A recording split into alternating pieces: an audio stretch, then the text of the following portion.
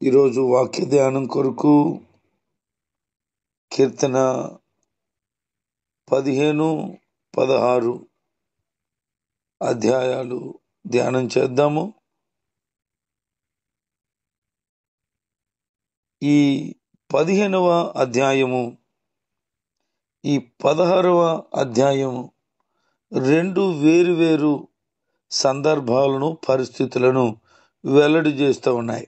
అయితే ఇప్పటి వరకు మనము చదివిన ధ్యానించిన కీర్తనలకి ఈ 15వ కీర్తనకి చాలా వ్యత్యాసం కనబడుతుంది. ఇప్పటి వరకు వారు చేసిన ప్రార్థన, కొంతమంది చెడ్డ స్వభావం కలిగిన వారి యొక్క స్థితిగతులను మనం ధ్యానం చేశాం. కానీ ఈ 15వ కీర్తన కంప్లీట్గా ప్రత్యేకంగా ఉంది. అదేంటి అని అంటే, ఇప్పటి వరకు మనం భ్రష్టులైన మనుషుల కొరకు, భక్తిహీనుల కొరకు, ప్రార్థన లేని జీవితాల కొరకు, దేవునితో ఎలాగున సహవాసం చేస్తే బాగుంటుందో అనే విషయాల కొరకు మనము చాలా ధ్యానం చేశాము. అయితే దేవునితో ఉండేటట్లుగా, దేవుని సముఖములో బ్రతికేటట్లుగా ఎవరైనా ఉండాలనుకుంటే వారి జీవితాల కొరకు ఈ మాటలు రాయబడి ఉన్నాయి. మిమ్మల్ని అందరినీ కూడా ఒక ప్రశ్న వేయాలనుకుంటున్నాను. మీరు నాకు సమాధానం చెప్పవసరం లేదు, కానీ నీ మనసులో సమాధానం చెప్తే సరిపోతుంది. ఆ ప్రశ్న ఏంటి అని అంటే,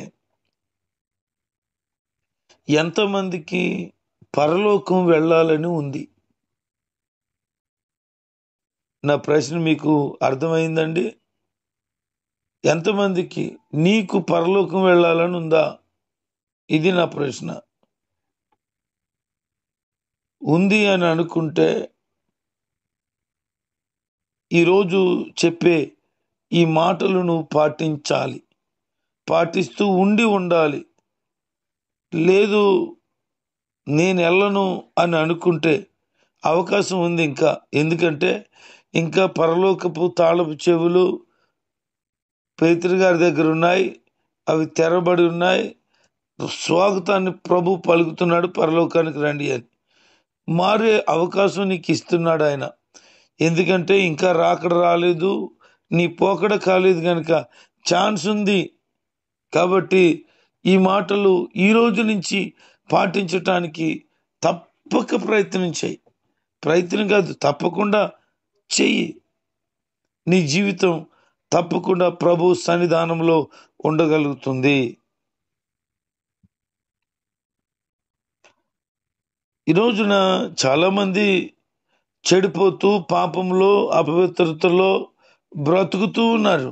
అయితే వారి జీవితాలు మేలుకరంగా మారాలని, వారి బ్రతుకులు దేవుడు శుభదాయకంగా ఉంచాలని, అంత మాత్రమే కాదు, వారు ఖచ్చితంగా నీతియుక్తమైన జీవితాన్ని గనక బ్రతకగలిగితే వారు తప్పక పరలోకం చేరతారని ప్రభు చెప్పకనే చెప్తున్నాడు.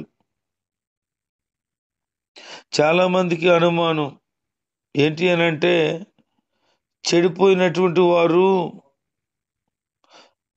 పరలోకం వెళ్ళగలుగుతారు, చెడిపోయిన వారు పరలోకం వెళ్ళలేరు. కానీ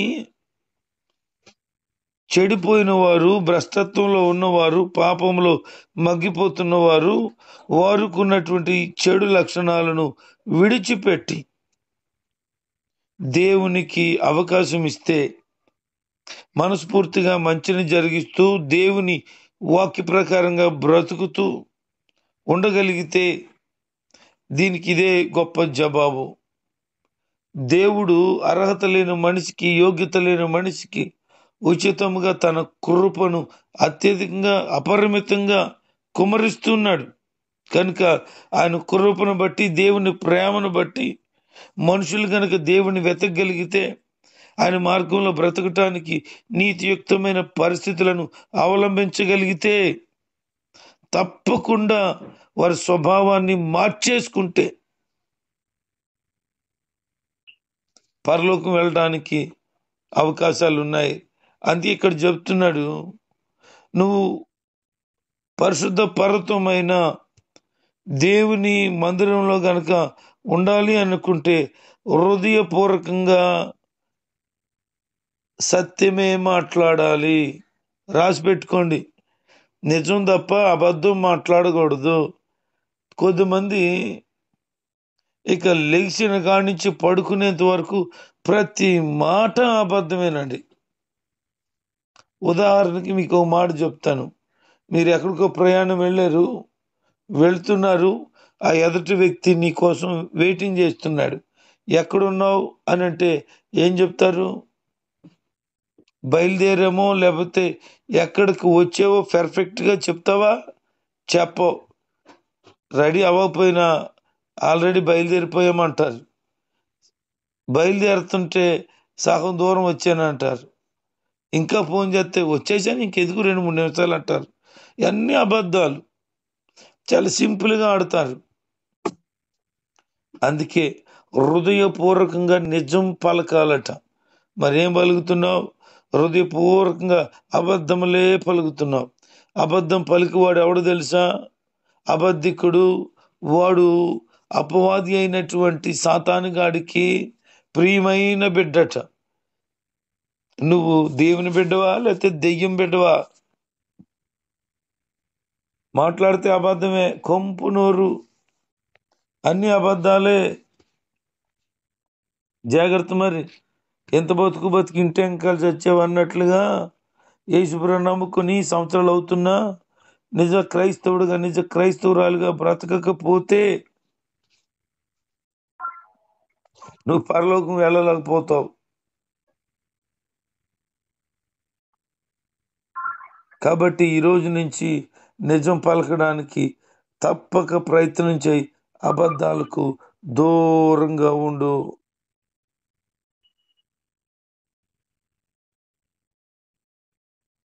నిజాయితీగా ప్రవర్తించాలి. మంచి ప్రవర్తన నీవు కలిగి ఉండాలి. అలాంటోడు ఎలా ఉంటాడో తెలుసా? ఇతరుల మీద అపనిందలు ప్రసారం చేయరట. అంటే ఇతరుల కొరకు లేనిపోని మాటలు చెప్తూ ఉంటారు. అలాగ చేయకుండా ఉంటావు. తన పొరుగు వారికి కీడు చేయరట. మరి నువ్వు ఎలాగున్నావు? కీడు చేస్తున్నావా మేలు చేస్తున్నావా? పక్కవారి మీద అబండాలు వేయరట. వాళ్ళు లేనిపోని వేసేస్తారు కొంతమంది. ఇక లేస్తే అదే పని.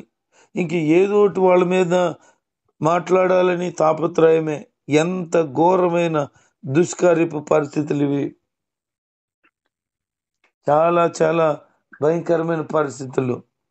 ఈ రోజున నీ హృదయము ఎలాగుంది? ఎదుటోడిని ఎప్పుడుకప్పుడు ఏదో మాట అంటూ బతుకుతున్నావా? పరలోకం వెళ్ళలేవట. అతిథిగా అంటే చీఫ్ గెస్ట్గా ఉండాలంటున్నాడు దేవుడు. అంత ప్రాముఖ్యత నీకు ఇవ్వాలని ఆయన ఆశపడుతుంటే నువ్వు ఎలాగుంటున్నావు? ఒకసారి నేను నీవే గమనించుకో. వారికి నీచమైన కార్యాలంటే అసహ్యమట. అనగా నీచత్వం, పాప సంబంధమైనటువంటి చెడుతనం, అసహ్యమైన కార్యాలంటే వారు అసహించుకుంటారట. నీచుడంటే అసహ్యం అంటే నీచి కార్యాలంటే అసహ్యము అని అర్థం. దేవుడు పాపిని ప్రేమిస్తున్నాడు, పాపాన్ని కాదు. ఇది మీకు అర్థం అవ్వాలి. పాపిని ప్రేమిస్తున్నాడు ఆయన, పాపాన్ని కాదు. ఎందుకంటే పాపి అయిన మనుషుడు రక్షించబడి నిత్య జీవానికి వారసుడు అవ్వాలనే కదా పరలోకం విడిచిపెట్టి వచ్చాడు ఆయన. మరి పాపిని ప్రేమించకపోతే ఎలా కుదురుతుంది? అందుకనే పాపులను రక్షించటానికి క్రీస్తు యేసు ఈ లోకమునకు వచ్చెను, నశించిన దాన్ని వెదకి రక్షించడానికి ఈ లోకమునకు వచ్చెను అని ప్రభువే మాట్లాడుతున్నారు. కనుక నీ జీవితాన్ని ప్రభుకి అప్పగించుకొని ఈ రోజు నుంచి నీ పాపమును, నీచత్వాన్ని, దుర్మార్గాన్ని, అపవిత్రతను ఒప్పుకొని విడిచిపెట్టు. ఆయన ఏం కోరుకుంటున్నాడు తెలుసా? మనుషులందరూ కూడా పవిత్రంగా బ్రతకాలని, పరిశుద్ధులై ఉండాలని అనుకుంటున్నాడు ఆయన.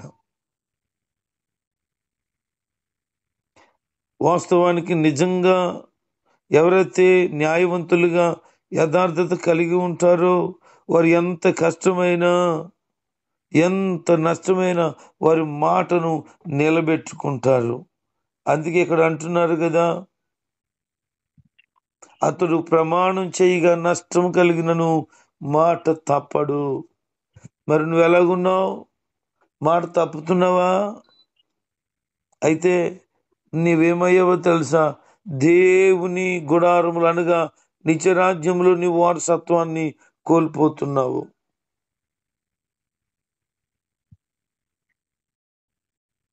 అట్టి కార్యాన్ని ఎట్టి పరిస్థితుల్లో చేయవద్దు. ఇంకొక భయంకరమైన మీకు బాధ కలిగే మాట, గొప్ప మాట ఇక్కడ ఉంది. అదేంటంటే ద్రవ్యాన్ని వడ్డీకి ఇవ్వడో. ఈరోజు తెగ వడ్డీ వ్యాపారాలు చేసేస్తున్నారు. ఇది ఎవరి గురించి చెప్తా ఉన్నాడు? పాత నిబంధన గ్రంథంలో దేవుడు ఒక ఆప్షన్ ఇచ్చాడు.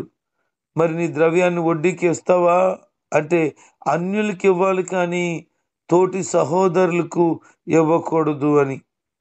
అన్యులకు అప్పివ్వచ్చట, వడ్డీకి ఇవ్వచ్చట, కానీ తన స్వజనము అనగా ఇశ్రాయేలీలు అనగా దేవుని ప్రజలకి వడ్డీకి ఇవ్వకూడదంట. జనాలు ఏం చేస్తారు? వడ్డీకి ఇవ్వకపోతే నీకెవడు ఊరికినిస్తాడు? ఊరికి సొమ్ము నీకు ఇస్తే ఎంతకాలమైనా ఉండిచ్చేసుకుంటావు, నువ్వు నాకేం కలిసి వచ్చాను అనుకుంటారు. అంతే. నువ్వు చేయాల్సిన పని ఏంటంటే నీ ధనాన్ని ఇతరులకు సహాయంగా ఇవ్వాలి. మరలా వారి దగ్గర పలానా గడువు పెట్టి తీసుకోవాలి. లేదు అనుకుంటే సహాయంగా ఇచ్చేసి వదిలేసేయాలట. ఇది చాలా కష్టమైన పని. ఎందుకంటే సొమ్ము ఎవడిస్తాడని రూపాయి ఊరికినే ఎవరెవరు అంటారు కదా. అలాంటిది వందలు, వేలు, వీలైతే లక్షల రూపాయలు ఇతరులకి ఇవ్వాలి అంటే అది కష్టమైన పని. బైబిల్ ఎలా చెప్తుంది? నీ దగ్గర ద్రవ్యం ఉండగా లేదు రేపు ఇచ్చేదని పొమ్ము అని అనొద్దు అంటున్నాడు. నీ దగ్గర డబ్బులు ఉంటే ఇవి వాళ్ళు అడిగారు కనుక వాళ్ళు తిరిగి ఇస్తారు, ఇవ్వకపోతే మానేస్తారు అన్నాడు. ఇది కష్టంగానే అనిపించవచ్చు, కానీ నీ ద్రవ్యాన్ని మాత్రం వడ్డీకి ఇవ్వద్దు. వడ్డీకి ఇవ్వాలి అనుకుంటే అన్యులకి ఇవ్వాలి, దేవుని బిడ్డలకి ఇవ్వద్దు. అలాగని దేవుని బిడ్డలు వచ్చి అడిగితే నీ దగ్గర సొమ్ము ఉంచుకొని లేదు అని అనొద్దు. ఎందుకంటే వడ్డీ రాదు కదా, అందుకని లేదంటావు. దేవుడు నీకు లేకుండా చేసేస్తాడట. కాబట్టి నువ్వు అటు పనిని చేయవద్దని దైవ సేవకుడిగా మీకు తెలియచేస్తున్నాను. ఇంకెలా సెలవిస్తున్నాడు? నిరపరాధిని చెరపటానికి లంచం పుచ్చుకోవద్దు అంటున్నాడు. ఈరోజు చాలామంది లంచం అంటే ఎంత ప్రేమ అంటే ఇక లంచం ప్రతి దానికి ఉండాలండి. నేను ఒకసారి మండల ఆఫీస్కి వెళ్ళాను క్యాస్ట్ సర్టిఫికెట్ చేయించడానికని. అక్కడ ఉన్న వాళ్ళు ఎవరి పనులు వాళ్ళు చెయ్యాలి. ఉద్యోగం వందలు వేల రూపాయలు తీసుకుంటారు నెలకి జీతాలు. కానీ ఏమన్నాడు తెలుసా? 50 రూపాయలు ఇవ్వండి అంటున్నాడు. 50 రూపాయలట. అడుక్కుండివాళ్ళు పెద్ద అడుక్కుండివాడు ఉంటాడు. ఆడు ఎందుకురా నీకు 50 రూపాయలు అని అడిగితే ఏం చెప్తాడు అతను సమాధానం? ఇవ్వకపోతే అలా ఉంటుందంట. ఎంత దుర్మార్గం అండి! వేల రూపాయలు ప్రభుత్వ సొమ్ము జీతంగా తీసుకుంటూ మళ్ళీ క్యాస్ట్ సర్టిఫికేట్కి వచ్చిన వాళ్ళకి, లేకపోతే ఏదో ఒక మండల ఆఫీస్ సంబంధమైన వచ్చిన కేటగిరీని బట్టి తీసుకునే అప్లికేషన్ బట్టి సంతకాలు బట్టట. ఎందుకండి ఇంత దుర్మార్గం?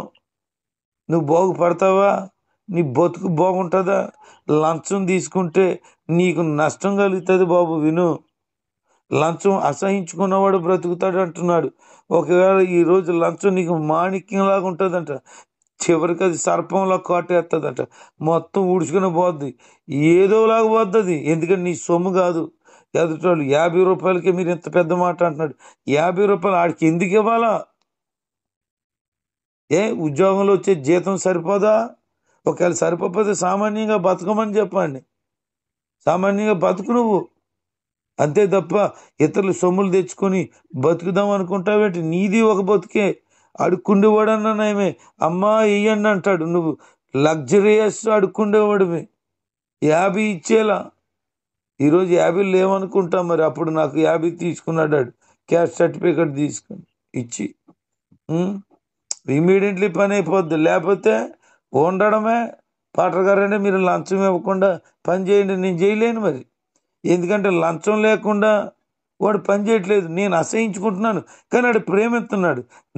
నేను బ్రతుకుతాను, ఆడు నష్టపోతాడు లంచం తీసుకున్నవాడు. నీకు అర్థమవుతుందా ఈ మాటలు? దేవుని బిడ్డలారా, లంచం ఇవ్వకుండా పని అవుదాం అనుకుంటే సీక్రెట్గా ఏదో పని చేయండి, మొత్తానికి పబ్లిక్ తెలియచేయండి ఇక లంచాలు తీసుకున్నారండి. ఇదిగో ఈ వీడియో, ఈ ఆడియో వైరల్ అవుతే మొత్తం మండలాఫీసులో ఉన్న వాళ్ళందరికీ బుద్ధి రావాలా. ఎందుకో తెలుసా? మండలాఫీస్ అనే కాదు, ప్రతి డిపార్ట్మెంట్లో లంచానికి లోబడిపోతున్నారండి. వారి జీవితాలు వారే పాడు చేసుకుంటున్నారండి. లంచం వలన వారు బ్రతకడం అనుకుంటున్నారు, కానీ నష్టపోయి నాశనం అయిపోతారండి. వారి బతుకులు బాగోవండి. పాస్టర్ గారు శాపనార్థాలు పెడుతున్నానండి. ఎందుకంటే వారి జీవితాల్లో వారు అనవసరంగా ప్రజలను బాధించి సొమ్ములు తీసుకున్నారండి.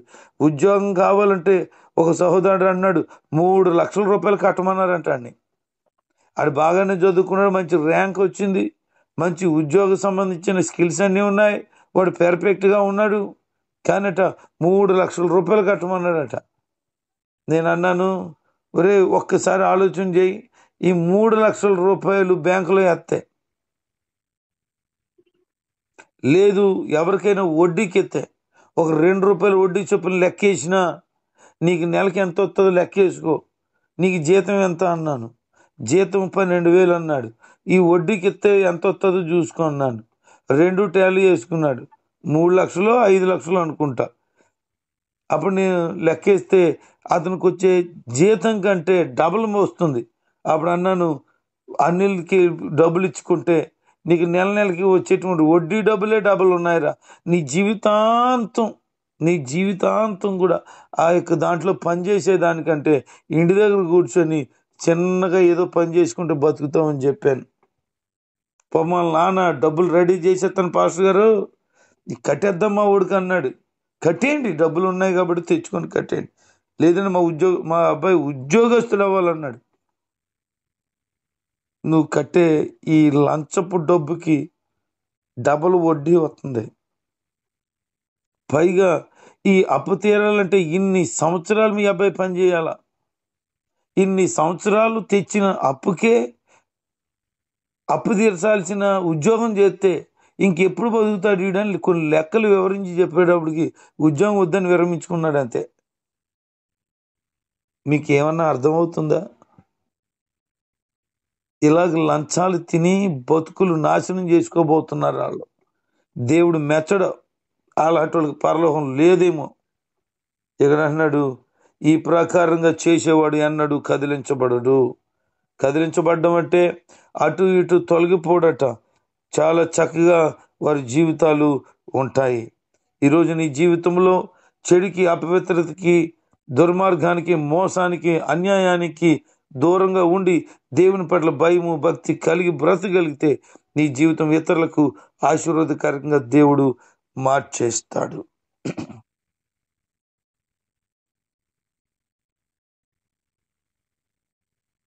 అతడు 16వ అధ్యాయంలో అద్భుతమైన ప్రార్థన చేస్తున్నాడు. ప్రభువా నన్ను కాపాడమని మొదలు పెట్టాడు. నువ్వు నా ప్రభువు అని చెప్తున్నాడు. నీకంటే నాకు క్షమాధారము ఎక్కడా లేదన్నాడు. అంటే తన కుటుంబంలో కలిగినటువంటి వేదనకు, గాయాలకి, నష్టానికి అతని యొక్క హృదయాన్ని ఇలాగ బయటికి కనబరుస్తున్నాడు. ఏమంటున్నాడు తెలుసా? నీ దగ్గర ఉన్న క్షేమము నాకు ఎక్కడా లేదు. నిజంగానండి, ఎందుకంటే అన్నదమ్ములేమో అసహించుకొని గంటేశారు. సొంత మాంగారు చంపడానికి ప్రయత్నం చేశాడు. తర్వాత కాలంలో కన్నబిడ్డలే తండ్రిని చంపడానికి ప్రయత్నం చేశారు. ఇక తనకి క్షేమమేది? తన భార్య అవమానించి నిందించింది, తనకి క్షేమమేది లేదండి. అందుకనే నీకంటే నాకు క్షేమము ఎక్కడ దొరుకుతుంది ప్రభువా? ఒక ఆయన ఇలాగ అంటున్నాడు. ఒక ఆమె కూడా ఇలా చెప్పడం నేను గమనించాను. ఏంటంటే ఎక్కడ ప్రశాంతంగా ఉందంటేనట వాష్రూమ్లో ఉందటండి ప్రశాంతం. ఇక ప్రశాంతంగా అక్కడే ఉండగలుగుతుందట. ఎందుకు అంటే తన భర్త ప్రార్థన చేసుకుంటే టార్చర్ పెట్టేస్తున్నాడట. ఎప్పుడైనా బైబిల్ చదువుదామంటే చాలా ఇబ్బంది పెడుతున్నాడట. అందుకని వాష్రూమ్కి వెళ్ళిపోయి అక్కడ ప్రార్థన చేసుకుని ప్రభు సన్నిధిలో ఏడ్చి తన భర్త మారు మనసు కొరకు కనిపెట్టిందట. గొప్ప విషయం ఏంటి అంటే, కొద్ది కాలం వాళ్ళు విడిపోయి ఉన్నారు, కానీ మరలా దేవుడు వారి హృదయాలను కలిపాడు. ఆ తర్వాత ఆమె చెప్పిన సాక్ష్యం ఏంటి అని అంటే, అయ్యా, నేను వాష్రూమ్లో ప్రార్థన చేసిన ప్రార్థన దేవుడు విన్నాడు, ఆయన నా ప్రార్థన జవాబిచ్చాడు. ఇంతకు ముందు ఇలా మూర్ఖత్వం లేదు, కొట్టడం లేదు, తిట్టడం లేదు, గెంటేయడం లేదు, చాలా చక్కగా ఉన్నాడు, మమ్మల్ని బాగా చూసుకున్నాడు అయ్యా, మా గురించి ప్రార్థన చేసినందుకు వందనాలు అని నాకు కూడా చెప్పింది ఆమె. నిజంగా దేవుడు ప్రార్థన ఆలకించి ఆవిడ వాష్రూమ్లో ప్రార్థన చేసిన దేవుడు జవాబిచ్చాడు. ఇక్కడ మేము కూడా ప్రార్థన చేసాము సహోదరు కోసం. ఆమెకి ఎంతో క్షేమం కలిగి ఉంది. ఈ రోజున నీ జీవితంలో నీకు క్షేమము దేవుడే అని తెలుసుకో. ఆయన దగ్గరే నీకు క్షేమం ఉంటుందని గమనించుకో. కొంతమంది దేవుని విడిచిపెట్టి లోకంలో బ్రతుకుతున్నారు. అయితే అలాంటి వారికి శ్రమలు వస్తాయని ప్రభువాక్యము తెలియచేస్తుంది.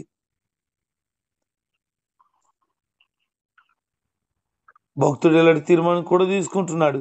ఇంతకు ముందు ఉన్నట్లుగా నేనుండను, ఇక మీదట నేను స్తుతిస్తాను,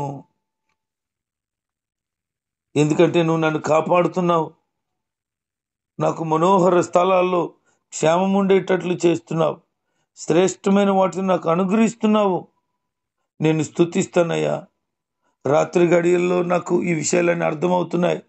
నేను నీ వాక్యం ధ్యానిస్తుంటే నాకు తెలుస్తుంది ఈ విషయాలన్నీ, కనుక నీ మార్గంలో నీ కొరకు సాక్షిగా ఉంటానంటున్నాడు. సదాకాలం కూడా నీ యందే నేను మనసు పడి ఉంటాను, మనసు కలిగి ఉంటాను అంటున్నాడు. ఇంకా గొప్ప మాట చెప్తున్నాడు, దేవుడు నా పక్షాన ఉన్నాడు. నమ్ముతున్నావా? ఈ మాటలు అర్థమవుతున్నాయా?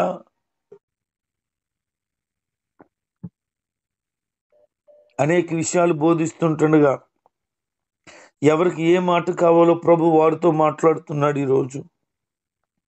కనుక సదాకాలం ఆయన యందు నువ్వు గురి నిలిపితే ఆయన నీ కుడి పార్శ్వమందు ఉంటాడు. కనుక నువ్వు ఎన్నడూ కదిలించబడకుండా ఉంటావు. నీ జీవితంలో ఎప్పుడు సంతోషిస్తావు. నీ ఆత్మ కూడా హర్షిస్తూ గంతలు వేస్తూ ఉంటుంది. నీ శరీరం కూడా క్షేమము కలిగి ఉంటుంది.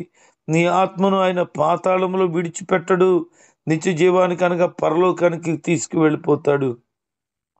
ఆయన నువ్వు ఎలాగ నడవాలో ఆయన నీకు తెలియచేస్తాడు. ఆయన సన్నిధిలోని సంపూర్ణమైన సంతోషం ఉందట. ఆయన చేతుల్లో నిత్య సుఖములు ఉన్నాయట. కనుక ఆయన ఇచ్చే సంతోషాన్ని నీ సొంతం చేసుకో. ఆయన అనుగ్రహించే పరిపూర్ణమైన సుఖశాంతులకు వారసురాలుగా ఉండాలని ప్రభు కోరుకుంటున్నాడు. ఈ 2 కీర్తనలో ఉన్నటువంటి అద్భుతమైన విషయాలు మీరు గమనించాలని కోరుతున్నాను.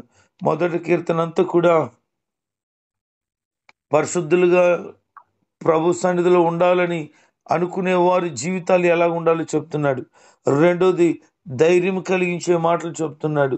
విశ్వాసంలో బలపరచబడే మాటలు చెప్తున్నాడు. దేవుడు ఎంత అండగా ఉండి ఎంత సహాయం చేస్తాడో, ఎంత క్షేమం ఇస్తాడో చెప్తున్నాడు. అంటే పరిశుద్ధంగా బ్రతకడానికి ఒకవేళ నీకు కష్టం అనుకుంటే నీకేమీ కష్టం కాదు, దేవుడు నీకు సహాయం చేస్తాడని ఈ కీర్తన అంతా కూడా వర్ణించడం అద్భుతం. కనుక నీ జీవితాన్ని ప్రభుకు అప్పగించుచు పరిశుద్ధంగా బ్రతుకు. ఆయన నిన్ను కాపాడుతాడు, ఆయన నీకు క్షేమం ఇస్తాడు, పాతాళములో విడిచిపెట్టడు, పరలోకాన్ని తీసుకువెళ్తాడు. అటు ధన్యత భాగ్యం ప్రభు నీకు నీ కుటుంబానికి దయచేయును గాక. ఆమేన్.